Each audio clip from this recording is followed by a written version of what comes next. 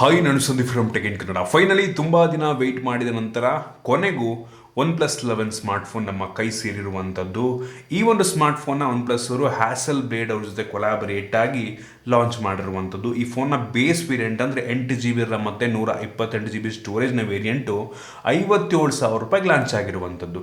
ಈ ಪ್ರೈಸ್ ರೇಂಜ್ಗೆ ಈ ಒಂದು ಸ್ಮಾರ್ಟ್ಫೋನ್ನ ಪರ್ಚೇಸ್ ಮಾಡ್ಬೋದಾ, ಏನು ಚೆನ್ನಾಗಿದೆ ಏನು ಚೆನ್ನಾಗಿಲ್ಲ ಇದ್ರ ಬಗ್ಗೆ ಕಂಪ್ಲೀಟ್ ಮಾಹಿತಿಯನ್ನು ತಿಳಿಸ್ಕೊಡ್ತಾ ಇದ್ದೀನಿ ಮತ್ತು ಅನ್ಬಾಕ್ಸಿಂಗನ್ನು ಕೂಡ ಮಾಡ್ತಾ ಇದ್ದೀನಿ. ಅದಕ್ಕಿಂತ ಮುಂಚೆ ನೀವು ನಮ್ಮ tech in Kannada YouTube subscribe ಮಾಡ್ಕೊಂಡಿಲ್ಲ ಅಂದರೆ ಇಲ್ಲೇ ಸಬ್ಸ್ಕ್ರೈಬ್ ಮಾಡ್ಕೊಳ್ಳಿ ಮತ್ತು ಬೆಲ್ ಐಕಾನ್ ಕೂಡ ಕ್ಲಿಕ್ ಮಾಡ್ಬೋದು. ಮೊದಲನೇದಾಗಿ ಈ ಒಂದು ಸ್ಮಾರ್ಟ್ಫೋನನ್ನು ಅನ್ಬಾಕ್ಸ್ ಮಾಡಿ ಗಮನಿಸ್ತಾ ಇದ್ರೆ ಈ ಒಂದು ಫೋನ್ನ ಬಾಕ್ಸ್ ನಿಮಗೆ ಈ ರೀತಿ ನೋಡೋಕ್ಕೆ ಸಿಗುತ್ತೆ. ಈ ಬಾಕ್ಸ್ ಮೇಲೆ OnePlus ಮತ್ತು ಹ್ಯಾಸಲ್ ಬ್ಲೇಡ್ ಅಂತ ಅವ್ರದ್ದು ಹೆಸರು ಹಾಕೊಂಡಿದ್ದಾರೆ. ಅವ್ರ ಜೊತೆ ಕೊಲಾಬರೇಟ್ ಆಗಿ ಮಾಡಿರೋ ಕೊಲಾಬರೇಟ್ ಅಂತ ಅಂದರೆ ಏನಿಲ್ಲ, ಸ್ವಲ್ಪ ಅವ್ರು ಕಲರ್ ಸೈನ್ಸನ್ನು ಯೂಸ್ ಮಾಡಿರ್ತಾರೆ ಕ್ಯಾಮ್ರಾದಲ್ಲಿ, ಅಷ್ಟೇ, ಬೇರೆ ಇನ್ನೇನೂ ಇಲ್ಲ. ಈ ಬಾಕ್ಸನ್ನು ಓಪನ್ ಮಾಡಿದ ತಕ್ಷಣ ಇದರೊಳಗೆ ಇನ್ನೊಂದು ಸಣ್ಣ ಬಾಕ್ಸ್ ಸಿಗ್ತಾ ಇದೆ. ಈ ಬಾಕ್ಸ್ ಒಳಗೆ ಒಂದು user manual, quick start guide ಮತ್ತು ವಾರಂಟಿ ಕಾರ್ಡ್ ಮತ್ತು OnePlus ಅವರು ರೆಡ್ ಕೇಬಲ್ ಕ್ಲಬ್ನ ಮೆಂಬರ್ಶಿಪ್ ಕಾರ್ಡು, ನಂತರ ಇದ್ರ ಒಳಗಡೆ ಒಂದು ಸಿಮ್ ಎಜೆಕ್ಷನ್ ಪಿನ್ನ ಕೂಡ ಕೊಟ್ಟಿದ್ದಾರೆ. ಜೊತೆಗೆ ನಿಮ್ಗೆ ಇದರಲ್ಲಿ ಒಂದು ಬ್ಯಾಕ್ ಕವರ್ನ ಕೂಡ ಕೊಟ್ಟಿದ್ದಾರೆ. ಚೆನ್ನಾಗಿದೆ ಬ್ಯಾಕ್ ಕವರ್ನ ಕ್ವಾಲಿಟಿ, ರಬ್ಬರಿ ಫಿನಿಶನ್ನು ಹೊಂದಿರುವಂಥ ಬ್ಯಾಕ್ ಕವರ್ ಇದಾಗಿದೆ. ಇದ್ರ ಕೆಳಗಡೆ ನಮಗೆ ಡೈರೆಕ್ಟ್ ಆಗಿ ಒಂದು ಸ್ಮಾರ್ಟ್ ಫೋನ್ ನೋಡಕ್ಕೆ ಸಿಗುತ್ತೆ. ಫಸ್ಟ್ ಲುಕ್ಕಲ್ಲಿ ಹೆವಿ ಪ್ರೀಮಿಯಂ ಕ್ವಾಲಿಟಿಯ ಫೋನ್ ಅಂತ ಅನ್ನಿಸ್ತಾ ಇದೆ. ಆಬ್ವಿಯಸ್ಲಿ 57-58 ಸಾವಿರ ಕೊಡ್ತಾ ಇದೀವಿ ಅಂದರೆ ಪ್ರೀಮಿಯಮ್ ಆಗಿರಲೇಬೇಕು. ಕರ್ವ್ ಡಿಸ್ಪ್ಲೇ ಎಲ್ಲ ಇದೆ, ನೋಡೋಣ ಇದ್ರ ಬಗ್ಗೆ ಆಮೇಲೆ ಮಾತನಾಡ್ತೀನಿ. ಈ ಫೋನ್ ಬಿಟ್ಟರೆ ಈ ಬಾಕ್ಸ್ ಒಳಗೆ 100 ವ್ಯಾಟ್ನ ಚಾರ್ಜರ್ ಕೊಟ್ಟಿರುವಂಥದ್ದು, super VOOC charger, 100 watt, crazy ಅಂತ ಹೇಳಕ್ಕೆ ಇಷ್ಟಪಡ್ತೀನಿ. ನಂತರ USB ಟೈಪ್ ಎ ಇಂದ ಟೈಪ್ ಸಿ ಡಾಟಾ ಕೇಬಲ್ ಇರುವಂಥದ್ದು. ಕಳೆದ ಬಾರಿ ಟೈಪ್ ಸಿಂದ ಟೈಪ್ ಸಿ ಕೇಬಲ್ ಕೊಟ್ಟಿದ್ರು, ಅದನ್ನೇ ಕೊಟ್ಟಿದ್ರೆ ಚೆನ್ನಾಗಿರ್ತಿತ್ತು. ಈ ಬಾರಿ ಟೈಪ್ ಎ ಇಂದ ಟೈಪ್ ಸಿ ಕೇಬಲ್ ಒಳ್ಳೆ ಕ್ವಾಲಿಟಿಯ ಕೇಬಲ್ ಇದಾಗಿದೆ. ಅದನ್ನು ಬಿಟ್ಟರೆ ಬೇರೇನೂ ಸಹ ನಮಗೆ ಒಂದು ಬಾಕ್ಸ್ ಒಳಗೆ ಸಿಗ್ತಾ ಇಲ್ಲ. ಇನ್ನು ಡೈರೆಕ್ಟಾಗಿ ಈ ಒಂದು ಸ್ಮಾರ್ಟ್ಫೋನಿಗೆ ಬಂತು ಅಂತ ಅಂದರೆ ಈ ರೀತಿ ನೋಡೋಕ್ಕೆ ಸಿಗುತ್ತೆ. ಲಿಟ್ರಲಿ ಲುಕ್ ವೈಸು ತುಂಬ ಅಂದರೆ ತುಂಬ ಇಂಪ್ರೆಸಿವ್ ಆಗಿದೆ. ನಂಗನ್ನಿಸ್ದಂಗೆ ನನಗೆ ಕಳೆದ ಬಾರಿ ಇವ್ರು ಏನು ಲಾಂಚ್ ಮಾಡಿದರು, ಈ ಒಂದು 10R ಆಗಿರ್ಬೋದು ಮತ್ತು 10RT ಅಂತ ಕೆಲವೊಂದು ಫೋನಲ್ಲಿ ಲಾಂಚ್ ಮಾಡಿದ್ರಲ್ಲ, ಅವೆಲ್ಲ ನಂಗೆ ಅಷ್ಟೊಂದು ಇಂಪ್ರೆಸಿವ್ ಲುಕ್ಕು ಡಿಸೈನ್ ಅಂತ ಅನಿಸಿರಲಿಲ್ಲ. 10R ಅಂತೂ ಹೆವಿ ಕೆಟ್ಟದಾಗಿತ್ತು. ಬಟ್ ಈ ಒಂದು ಸ್ಮಾರ್ಟ್ಫೋನ್ ಒಂದು ರೀತಿ ಕಮ್ ಬ್ಯಾಕ್ ರೀತಿ ಅನ್ನಿಸ್ತಾ ಇರುವಂಥದ್ದು. ಒಳ್ಳೆ ಲುಕ್ಕು, ಹೆವಿ ಪ್ರೀಮಿಯಂ ಫೀಲ್ನ ಕೊಡ್ತಾ ಇರುವಂಥದ್ದು. ಫ್ರಂಟಲ್ಲಿ ನಮಗೆ ಕರ್ವ್ ಡಿಸ್ಪ್ಲೇ ಸಿಗ್ತಾ ಇದೆ, ಬ್ಯಾಕಲ್ಲಿ ಒಂದು ಪ್ರೀಮಿಯಮ್ನೆಸ್ಸು, ಒಂಥರ ಮ್ಯಾಟ್ ಫಿನಿಶು. ಸೊ ಲುಕ್ ಅಂತೂ ನನಗೆ ಹೆವಿ ಇಂಪ್ರೆಸಿವ್ ಅಂತ ಅನ್ನಿಸ್ತು. ಈ ಒಂದು ಸ್ಮಾರ್ಟ್ಫೋನ್ 8.5mm ಥಿಕ್ನೆಸ್ಸನ್ನು ಹೊಂದಿರುವಂಥದ್ದು ಮತ್ತು 205 ಗ್ರಾಮ್ ವೆಯ್ಟ್ ಕೂಡ ಇದೆ. ಫ್ರಂಟ್ ಟು ಬ್ಯಾಕ್ ಗ್ಲಾಸ್ ಆಗಿದ್ರು ಕೂಡ ವೆಯ್ಟ್ ಪರವಾಗಿಲ್ಲ ಅಂತ ಹೆವಿ ವೆಯ್ಟು ಅಂತನೂ ಅನ್ನಲ್ಲ, ತುಂಬ ಲೈಟ್ ವೇಟ್ ಅಂತ ಕೂಡ ನಾನು ಅನ್ನೋದಿಲ್ಲ. ಲುಕ್ ಅಂತೂ ನನಗೆ ಹೆವಿ ಇಂಪ್ರೆಸಿವ್ ಅಂತ ಅನ್ನಿಸ್ತು. ಫ್ರಂಟಲ್ಲಿ ಅವರೇ ಸ್ಕ್ರೀನ್ ಗಾರ್ಡ್ ಹಾಕಿದ್ದಾರೆ ಮತ್ತು ಬೆಜಲ್ ಕೂಡ ಆಲ್ಮೋಸ್ಟ್ ಎಲ್ಲ ಕಡೆ ತುಂಬ ಕಡಿಮೆ ಇರುವಂಥದ್ದು. ಪಂಚೋಲ್ ಕೂಡ ತುಂಬ ಸಣ್ಣ ಇದೆ ಅಂತ ಅನ್ನಿಸ್ತು.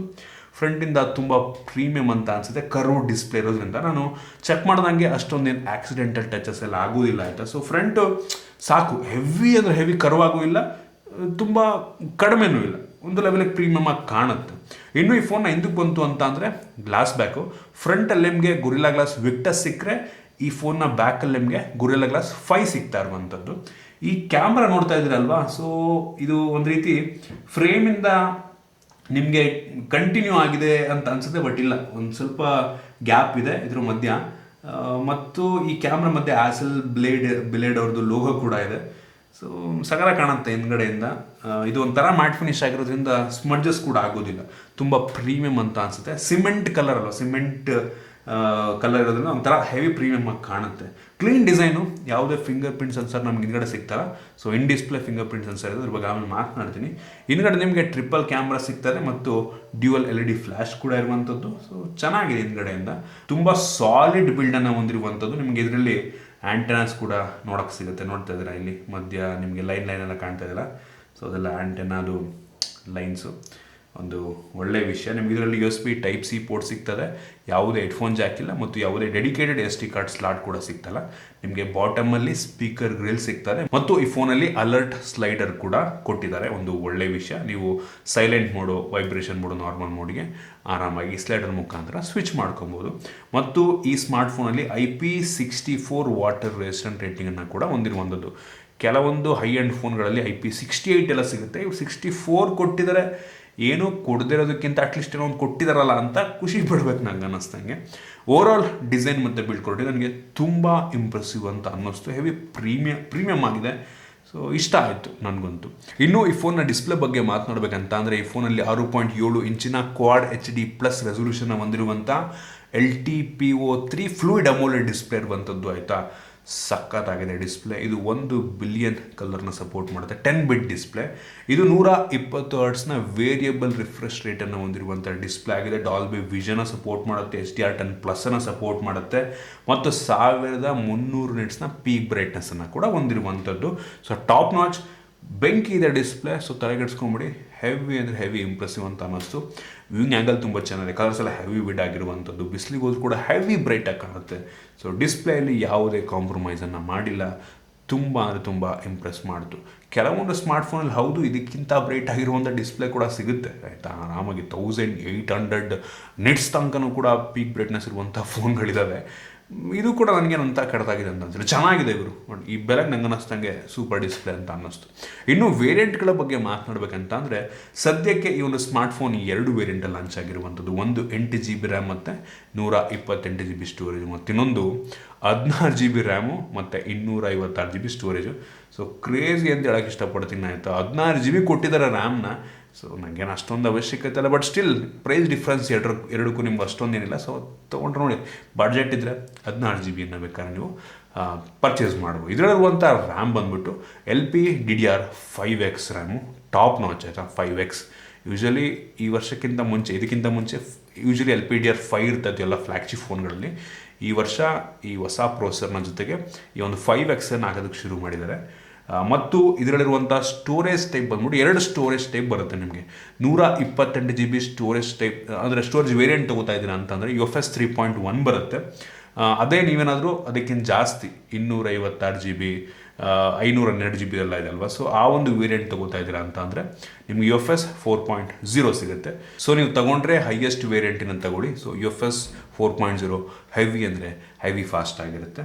ಕ್ರೇಜ್ ಅಂತ ಹೇಳಕ್ಕೆ ಇಷ್ಟಪಡ್ತೀನಿ. ಇದರಲ್ಲೂ ಕೂಡ ಯಾವುದೇ ಕಾಂಪ್ರಮೈಸನ್ನು ಅವರು ಮಾಡಿಲ್ಲ. ಇನ್ನು ಪ್ರೊಸೆಸರಿಗೆ ಬಂತು ಅಂತ ಅಂದರೆ ಮತ್ತೊಮ್ಮೆ ಫ್ಲ್ಯಾಗ್ಶಿಪ್ ಪ್ರೊಸೆಸರು, ಸ್ನ್ಯಾಪ್ಡ್ರ್ಯಾಗನಿಂದು most powerful processor, Snapdragon 8 Gen 2 processor, heavy powerful ಆಗಿರುವಂಥ ಪ್ರೊಸೆಸರ್. ಬಟ್ ನನಗೆ ಯಾಕೋ ಗೊತ್ತಿಲ್ಲ, ಈ ಫೋನಲ್ಲಿ AnTuTu Benchmark ನಾನು ಚೆಕ್ ಮಾಡಿದಂಗೆ ರೇಟಿಂಗ್ ತುಂಬ ಕಡಿಮೆ ಕೊಡ್ತಾ ಇದೆ.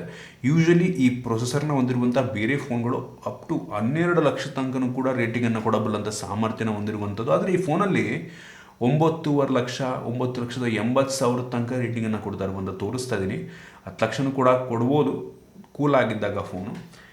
ಬಟ್ ಯಾಕೋ ಗೊತ್ತಿಲ್ಲ, ಯೂಶಲಿ OnePlus ಫೋನ್ ಎಲ್ಲ ರೇಟಿಂಗ್ ಸ್ವಲ್ಪ ಕಡಿಮೆ ಕೊಡೋದು. ಇದು ಕೂಡ ಸ್ವಲ್ಪ ಕಡಿಮೆ ಅಂತ ಅನ್ನಿಸ್ತು. ಅದರ 2 ಲಕ್ಷ ಪಾಯಿಂಟ್ಸ್ ರೇಟಿಂಗ್ ಕಡಿಮೆ ಕೊಡ್ತದೆ, ಏನಕ್ಕೆ ಅಂತ ಗೊತ್ತಿಲ್ಲ. ಒಟ್ಟಿಗೆ ಏನೋ 100 ಕ್ಲಾಕ್ ಆಗಿರುತ್ತಾ ಅಥವಾ ಈ ಒಂದು ಅಪ್ಲಿಕೇಶನ್ ಕಂಪ್ಲೀಟ್ ಪರ್ಫಾರ್ಮೆನ್ಸನ್ನು ಕೊಡಲ್ವಾ ಏನೋ ಗೊತ್ತಿಲ್ಲ. ಒಟ್ಟಿಗೆ ಪವರ್ಫುಲ್, ಹೆವಿ ಪವರ್ಫುಲ್ ಆಗಿರುವಂಥ ಪ್ರೊಸೆಸರ್ ಆಯಿತಾ.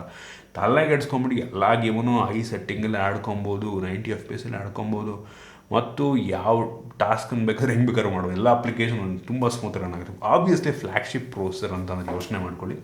ಸೊ ಈ ಪ್ರೊಸೆಸರ್ನಲ್ಲಿ ಯಾವುದೇ ಕಾಂಪ್ರಮೈಸ್ನ ಮಾಡಿಲ್ಲ. ಮತ್ತು ಹೆವಿ ಟಾಸ್ಕ್ ಮಾಡಬೇಕಾದ್ರೆ ಈ ಫೋನ್ ಅಷ್ಟೊಂದು ಹೀಟ್ ಆಗುತ್ತೆ ಅಂತ ಕೂಡ ಅನಿಸಿಲ್ಲ ನನಗೆ. ತುಂಬ ಹೀಟ್ ಆಗುತ್ತೆ ಅಂತ ಅನಿಸಿಲ್ಲ ಆಯಿತಾ. ಸೊ ಕೂಲಾಗಿ ಇತ್ತು ಒಂದು ಲೆವೆಲ್ಗೆ. ಸೊ ಇಂಪ್ರೆಸಿವ್ ಅಂತ ಹೇಳಕ್ಕೆ ಇಷ್ಟಪಡ್ತೀನಿ. ಇನ್ನು ಈ ಫೋನ್ನ ಕ್ಯಾಮ್ರಾ ಬಗ್ಗೆ ಮಾತನಾಡಬೇಕಂತ ಅಂದರೆ OnePlus ಅವರು ಹ್ಯಾಸೆಲ್ಬ್ಲೇಡ್ ಅವ್ರ ಜೊತೆ ಕೊಲಾಬರೇಟ್ ಆಗಿ ಒಂದು ಕ್ಯಾಮ್ರಾವನ್ನು ಬಿಲ್ಡ್ ಮಾಡಿರುವಂಥದ್ದು. ಅಂದರೆ ಅವ್ರದ್ದು ಒಂದು ಕಲರ್ ಕ್ಯಾಲಿಬ್ರೇಷನ್ ಇರುತ್ತೆ ಹ್ಯಾಸೆಲ್ಬ್ಲೇಡ್ ಅವ್ರದ್ದು ಅಷ್ಟೇ, ಬೇರೆ ಇನ್ನೇನು ಅಲ್ಲ. ಸೊ ಈ ಒಂದು ಫೋನ್ನ ರೇರಲ್ಲಿ ನಿಮಗೆ ಟ್ರಿಪಲ್ ಕ್ಯಾಮ್ರಾ ಸಿಗ್ತದೆ. ಅದರಲ್ಲಿ ಮೈನ್ ಸೆನ್ಸರ್ ಬಂದುಬಿಟ್ಟು 50 MP IMX 890 ಸೆನ್ಸರ್ ಇದೆ. ಇದು 1.8 ಅಪರ್ಚರ್ನ ಹೊಂದಿರುವಂಥ ಸೆನ್ಸಾರ್.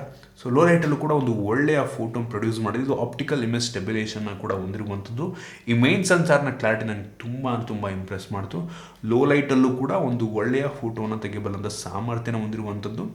ಲೋ ಲೈಟಲ್ಲಿ ಹೌದು ನೀವು ಅದು ಲಾಂಗ್ ಎಕ್ಸ್ಪೋಜರ್ ಶಾರ್ಟನ್ನು ತೆಗೆಯುತ್ತೆ, ಅದು ಟೈಮಲ್ಲಿ ಸ್ವಲ್ಪ ಬ್ಲರ್ರಿ ಅಂತ ಅನಿಸ್ಬೋದು. ಬಟ್ ಸ್ಟಿಲ್ ಕ್ಲಾರಿಟಿ ನನಗೆ ಚೆನ್ನಾಗಿದೆ ಅಂತ ಅನ್ನಿಸ್ತು. ಇದು ಆಪ್ಟಿಕಲ್ ಇಮೇಜ್ ಸ್ಟೆಬಿಲೇಷನ್ ಹೊಂದಿರೋದ್ರಿಂದ ಸ್ವಲ್ಪ ಶೇಕ್ ಆದರೂ ಕೂಡ ಬ್ಯಾಲೆನ್ಸ್ ಮಾಡುತ್ತೆ ಒಂದು ಲೆವೆಲಿಗೆ ಆಯಿತಾ. ಸೊ ಬೆಂಕಿ ಬೆಸ್ಟ್ ಕ್ಯಾಮ್ರಾ ಅಂತ ನನಗೆ ಇದಕ್ಕಿಂತ ಒಳ್ಳೆ ಕ್ಯಾಮ್ರಾ ನೋಡಿದ್ದೀನಿ. ಬಟ್ ಈ ಬೆಲೆಗೆ ಅವರೆಷ್ಟು ಕೊಡಬೇಕೋ ಅಷ್ಟು ಕೊಟ್ಟಿದ್ದಾರೆ, ಒಳ್ಳೆ ಸೆನ್ಸರ್ನ ಕೂಡ ಹಾಕಿದ್ದಾರೆ. ಸೊ ಮೈನ್ ಕ್ಯಾಮ್ರಾ ನನಗೆ ಒಂದು ಲೆವೆಲ್ಗೆ ಚೆನ್ನಾಗಿದೆ, ಇಷ್ಟ ಆಯಿತು ನನಗೆ. ಇನ್ನೊಂದು 32 MP ಟೆಲಿಫೋಟೋ ಲೆನ್ಸ್ ಇರುವಂಥದ್ದು. ಇದು 2x ಆಪ್ಟಿಕಲ್ ಝೂಮನ್ನು ಮಾಡುತ್ತೆ. ಇದು ಪೋರ್ಟ್ರೇಟ್ ಲೆನ್ಸ್ ರೀತಿ ಕೆಲಸವನ್ನು ಮಾಡುತ್ತೆ. ಅಂದರೆ ನೀವು ಪೋರ್ಟ್ರೇಟ್ ಶಾಟ್ ತೆಗಿಬೇಕಾದ್ರೆ 2x ಇದಾಗಿ ಬ್ಯಾಕ್ಗ್ರೌಂಡೆಲ್ಲ ಚೆನ್ನಾಗಿ ಬೋಕೆ ಎಫೆಕ್ಟ್ ಕೊಡುತ್ತೆ. ಇದು 2.0 ಅಪರ್ಚರ್ನ ಹೊಂದಿರುವಂಥದ್ದು. ಸೊ ಇದು ಕೂಡ ಪರವಾಗಿಲ್ಲ, ಚೆನ್ನಾಗಿ 2x ಹಾಕ್ಕೊಂಡ್ರೆ ವಿತೌಟ್ ಲಾಸು ನೀವು ಫೋಟೋಸನ್ನು ಕ್ಯಾಪ್ಚರ್ ಮಾಡ್ಬೋದು.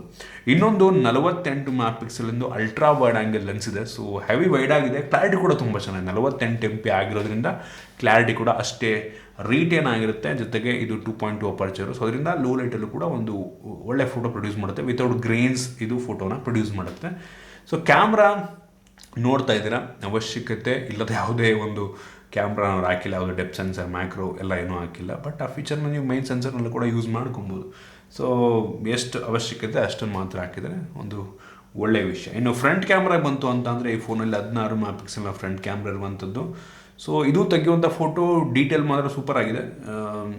ನೀವು ಝೂಮ್ ಮಾಡಿದ್ರು ಕೂಡ ಅಷ್ಟೇ ಕ್ಲಾರಿಟಿ ರಿಟೇನ್ ಆಗಿರುತ್ತೆ. ಒಂದು ಲೆವೆಲಿಗೆ ನ್ಯಾಚುರಲ್ ಅಂತ ಅನ್ನಿಸ್ತು. ಬಟ್ ಅದನ್ನು ನೀವು ಫೇಸನ್ನು ನೀವು ಒಂದು ರೀತಿ ಚೆನ್ನಾಗಿ ಕಾಣೋ ರೀತಿಯೂ ಕೂಡ ಬ್ಯೂಟಿಫೈ ಬೇಕಾದರೂ ಮಾಡಿಕೊಂಡು ತಕ್ಕೊಬೋದು. ಫ್ರಂಟ್ ಕ್ಯಾಮ್ರಾ ನನಗೆ ಇಷ್ಟ ಆಯಿತು, ಪರವಾಗಿಲ್ಲ. ಇನ್ನೂ ವೀಡಿಯೋಗ್ರಫಿಗೆ ಬಂತು ಅಂತ ಅಂದರೆ rare camera up to 8K ತನಕ ಕೂಡ ವೀಡಿಯೋ ರೆಕಾರ್ಡ್ ಮಾಡಬಲ್ಲ ಅಂತ ಸಾಮರ್ಥ್ಯನ ಹೊಂದಿರುವಂಥದ್ದು. 8K 24 FPS. ಫ್ರಂಟ್ ಕ್ಯಾಮ್ರಾ ಕೇವಲ ಫುಲ್ HD ವೀಡಿಯೋ ರೆಕಾರ್ಡನ್ನು ಮಾಡುತ್ತೆ. ಫ್ರಂಟ್ ಕೂಡ ಅಟ್ಲೀಸ್ಟ್ 4K ಕೊಟ್ಟಿದ್ರೆ ಚೆನ್ನಾಗಿರ್ತಾ ಇತ್ತು ನಂಗೆ ಅನ್ನಿಸ್ತಂಗೆ. ಇರಲಿ. ಸೊ ಓವರಾಲ್ ಕ್ಯಾಮ್ರಾ ಚೆನ್ನಾಗಿದೆ, ಪರವಾಗಿಲ್ಲ, ಆಯಿತಾ. ಬೆಂಕಿ ಗುರು ಟಾಪ್ ನಾಚ್ ಅಂತ ಅನ್ನಲ್ಲ, ನನಗೆ ಇದಕ್ಕಿಂತ ಒಳ್ಳೆ ಕ್ಯಾಮ್ರಾ ನೋಡಿದ್ದೀನಿ ನಾನು, ಆಯಿತಾ. ಸೊ ಈ ಕಾರಣದಿಂದ ಒಟ್ಟಿಗೆ ನನಗೇನೋ ಕ್ಯಾಮ್ರಾ ಈ ಬೆಲೆಗೆ ಪರವಾಗಿಲ್ಲ, ಚೆನ್ನಾಗಿದೆ ಅಂತ ಅನ್ನಿಸ್ತು. ಇನ್ನು ಸೆಕ್ಯೂರಿಟಿ ಬಗ್ಗೆ ಮಾತನಾಡಬೇಕಂತ ಅಂದರೆ ಈ ಫೋನಲ್ಲಿ optical in display fingerprint sensor ಇದೆ. ಆಪ್ಟಿಕಲ್ ಕೊಟ್ಟಿದ್ದಾರೆ, ಅಲ್ಟ್ರಾಸೋನಿಕ್ ಕೊಟ್ಟಿದ್ರೆ ಬೆಂಕಿ ಇರ್ತಿತ್ತು. ಬಟ್ ಹೆವಿ ಫಾಸ್ಟ್ ಆಗಿದೆ ಮಾತ್ರ. ನೋಡ್ತಾ ಇದ್ದಾರೆ ಏನು ಫಾಸ್ಟ್ ಆಗಿದೆ ಅಂದರೆ ಇಲ್ಲಿ ನೋಡಿ, ಪಟ್ ಟಚ್ ಮಾಡಿದ ತಕ್ಷಣ ಪಟ್ ಅಂತ ಅನ್ಲಾಕ್ ಆಗುತ್ತೆ. ಮತ್ತು ಫೇಸ್ ಅನ್ಲಾಕ್ ಕೂಡ ಅಷ್ಟೇ ಆಬ್ವಿಯಸ್ಲಿ. ನೋಡ್ತೀರಾ ನೋಡಿ ಎಷ್ಟು ಫಾಸ್ಟಾಗಿ ಆಗುತ್ತೆ ಅಂದರೆ, ಅಪ್ಪ ಟಚ್ ಮಾಡಿದ ತಕ್ಷಣ ಅನಿಮೇಷನ್ ನೋಡಿ, ಅನ್ಲಾಕ್ ಮಾಡೋಷ್ಟು ಎಷ್ಟು ಚೆನ್ನಾಗಿದೆ ಅನಿಮೇಷನ್. ಇದೇ ಥರ ಒಂದು 2-3 ಅನಿಮೇಷನ್ ಇದ್ದಾವೆ, ಸಗಲಾಗಿದೆ. ತುಂಬ ಫಾಸ್ಟಾಗಿ ಅನ್ಲಾಕನ್ನು ಮಾಡ್ತಾ ಇದೆ. ಇನ್ನು ಬ್ಯಾಟ್ರಿ ಬಗ್ಗೆ ಮಾತನಾಡಬೇಕಂತ ಅಂದರೆ ಈ ಫೋನಲ್ಲಿ 5000 mAh ಕೆಪಾಸಿಟಿ ಬ್ಯಾಟ್ರಿ ಇರುವಂಥದ್ದು ಒಂದು ಒಳ್ಳೆಯ ವಿಷಯ. ಮತ್ತು ಬಾಕ್ಸ್ ಒಳಗೆ 100 ವ್ಯಾಟ್ನ ಚಾರ್ಜರ್ನ ಕೊಟ್ಟಿದ್ದಾರೆ. ಈ ಚಾರ್ಜರ್ನ ಮುಖಾಂತರ ಈ ಸ್ಮಾರ್ಟ್ ಫೋನನ್ನು ಕೇವಲ 10 ನಿಮಿಷದಲ್ಲಿ 1%ಇಂದ 50%ಗೆ ತೊಗೊಂಬರ್ಬೋದು, 10 ನಿಮಿಷದಲ್ಲಿ. ಮತ್ತು ಫುಲ್ ಚಾರ್ಜ್ ಮಾಡೋದಕ್ಕೆ ಹತ್ತತ್ರ 25ರಿಂದ 26 ನಿಮಿಷ ಟೈಮ್ ತೊಗೊಳುತ್ತೆ. ನಿಮಗೆ ಈ ಫೋನಲ್ಲಿ ಈ ಒಂದು ಸ್ಮಾರ್ಟ್ ರ್ಯಾಪಿಡ್ ಚಾರ್ಜಿಂಗ್ ಅಂತ ಒಂದು ಆಪ್ಷನ್ ಇದೆ. ಸೊ ಅದನ್ನು ನೀವು ಆನ್ ಮಾಡ್ಕೊಂಡ್ರಿ ಅಂದರೆ ತುಂಬ ಫಾಸ್ಟಾಗಿ ನಿಮ್ಮ ಫೋನನ್ನು ಚಾರ್ಜ್ ಮಾಡುತ್ತೆ. ಸೊ ಅದು ಬೈ ಡಿಫಾಲ್ಟ್ ಆಫ್ ಆಗಿರುತ್ತೆ, ನೀವು ಆನ್ ಮಾಡ್ಕೊಂಡ್ರೆ ಮಾತ್ರ ಪಾಟ್ ಅಂತ ಚಾರ್ಜ್ ಮಾಡಿ ಬಿಸಾಕುತ್ತೆ.